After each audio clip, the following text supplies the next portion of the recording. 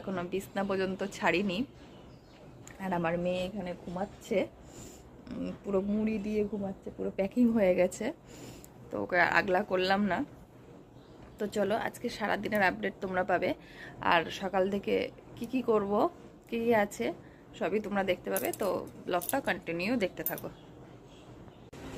তো উঠে পড়েছি আর পুরো ফুল প্যাকিং হয়ে গেছি সোয়েটার পরে, চাদর পরে যেহেতু কাজ করা যাবে না।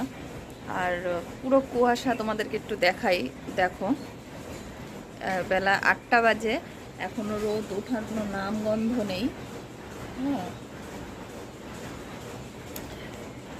তো দেখতে পেলে কিরকম কুয়াশা হয়ে রয়েছে, মনে হয় না আজকে রোদ উঠবে। অ্যাকচুয়ালি দুদিন ধরে খুব বৃষ্টি হচ্ছে আমাদের এখানে, এই ঠান্ডার মধ্যেও বৃষ্টি হচ্ছে, বুঝতে পারছি না এটা শীতকাল নাকি বর্ষাকাল।